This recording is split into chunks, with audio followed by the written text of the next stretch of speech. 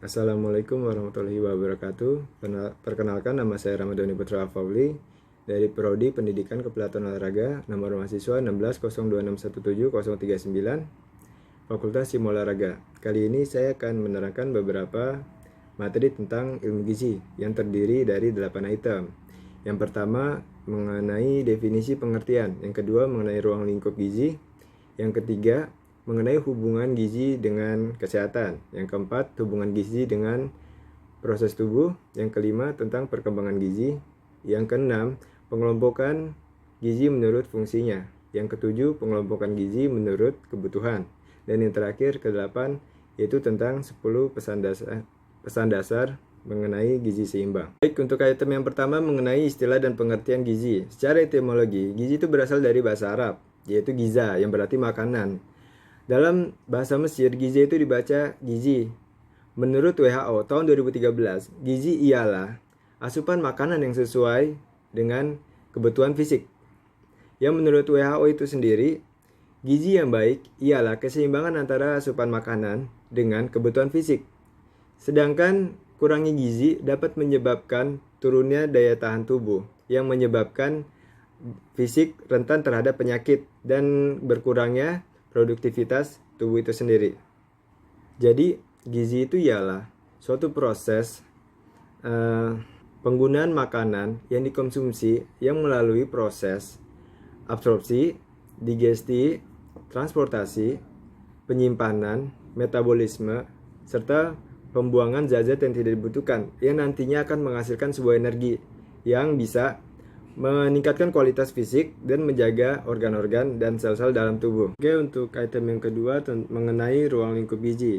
Perlu diketahui, ilmu gizi ini sangat erat kaitannya dengan ilmu-ilmu agronomi, peternakan, pangan, mikrobiologi, faal, biokimia, biologi molekuler, dan kedokteran, yang dimana pada saat gizi yang disiapkan dalam suatu makanan itu akan melalui sebuah proses produksi yang nantinya akan diolah dan sampai kepada masyarakat ataupun tubuh yang akan mengkonsumsinya. Untuk item yang ketiga, hubungan antara gizi dengan kesehatan. Perlu kita ketahui bahwa kesehatan itu ialah sangat penting untuk meningkatkan atau mempertahankan kualitas fisik ataupun organ-organ yang ada di dalamnya. Gizi dan makanan sangat dibutuhkan untuk sebagai asupan untuk mengembangkan atau mempertahankan kerja organ-organ, sel-sel di dalam tubuh. Akan tetapi, gizi yang berlebih ataupun gizi yang kurang justru akan menyebabkan suatu masalah, yang dimana nanti akan menghambat suatu proses jalannya fungsi-fungsi organ, yang nantinya sistem imun ataupun sistem ketahanan fisik itu sendiri akan menurun dan rentan terhadap penyakit. Menurut Henrik L. Bloom, derajat kesehatan seseorang itu dipengaruhi oleh 4 faktor, yaitu lingkungan, di dalamnya termasuk dalam gizi. Yang kedua ialah kebiasaan ataupun perilaku. Yang keempat pelayanan kesehatan. Yang ketiga pelayanan kesehatan. Yang keempat adalah keturunan. Ada 4 proses antara hubungan makanan dengan kesehatan, yaitu input, proses, output, dan outcome. Pada saat input, makanan yang masuk ataupun yang dikonsumsi akan melalui sebuah proses, yaitu proses metabolisme yang nanti akan diserap dan dicerna, dan akan terjadi sebuah pertumbuhan sel, pemeliharaan sel, memperlancar fungsi anatomis dan menghasilkan energi pada bagian output ini, yang nantinya akan mempengaruhi outcome, pertumbuhan fisik dan mental, serta kecerdasan produktivitas. Yang keempat, hubungan gizi dengan proses tubuh. Dalam menjalankan prosesnya, tubuh memerlukan zat-zat gizi yang sangat berguna untuk memperlancar dan menjaga keseimbangan fungsi-fungsi organ tubuh.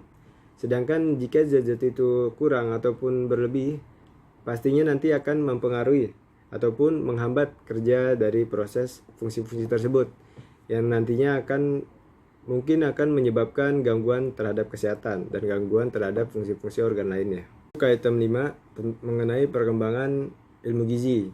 Pada evolusi konsep ilmu gizi ini sendiri dari zaman manusia purba sampai dengan abad ke-20, yang dimana pada zaman manusia purba ini ilmu gizi ini dapat diartikan sebagai makan untuk hidup, yang dimana pada zaman ini mereka mengkonsumsi makanan untuk mempertahankan hidup mereka.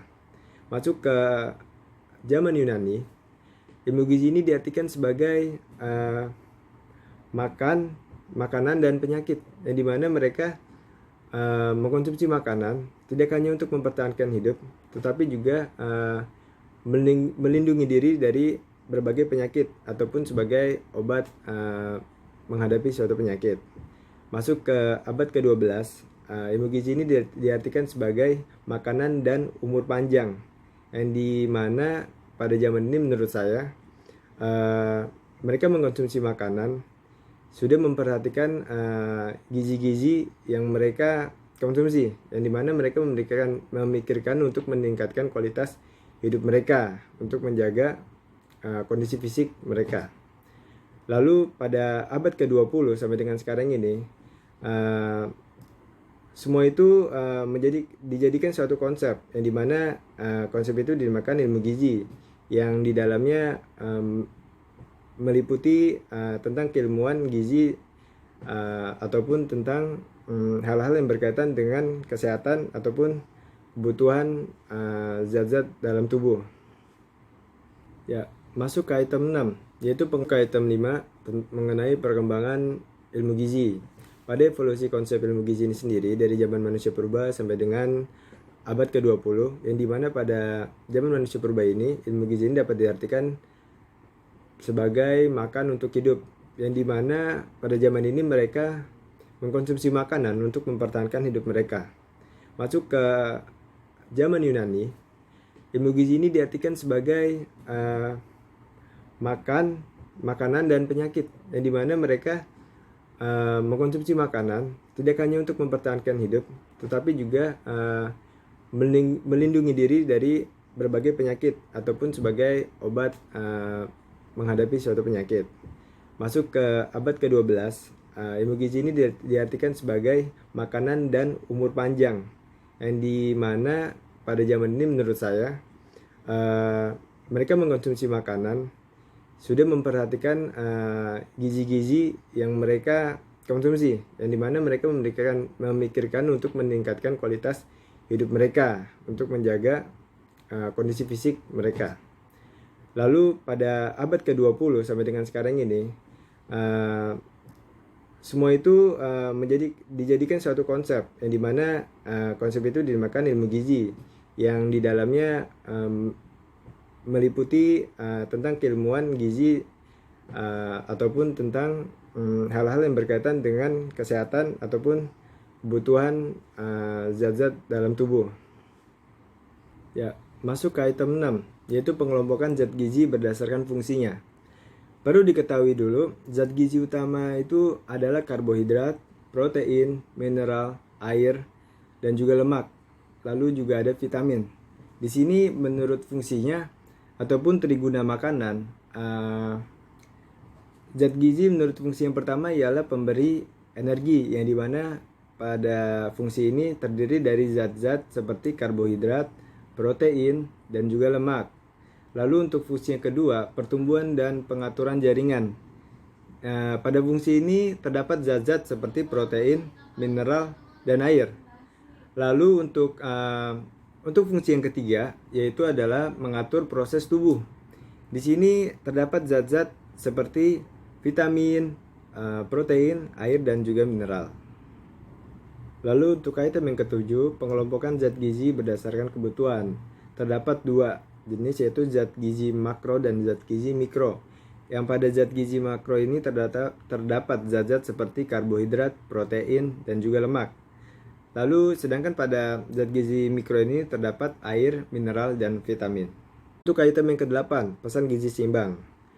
Yang dimana di sini ada 10 pesan gizi seimbang. Yang pertama, selalu menikmati dan mensyukuri keanekaragaman yang ada, dan jelas makanan yang penting untuk tubuh. Yang kedua, biasakan makan buah dan sayuran. Yang ketiga, biasakan makan lauk pauk yang mengandung protein. Yang keempat, biasakan juga makan aneka ragam makanan pokok. Yang kelima, kurangi makanan pedas, asam, asin, dan juga manis karena bisa mengganggu sistem pencernaan dan juga fungsi organ tubuh. Yang keenam, biasakan sarapan. Yang ketujuh, biasakan minum yang cukup.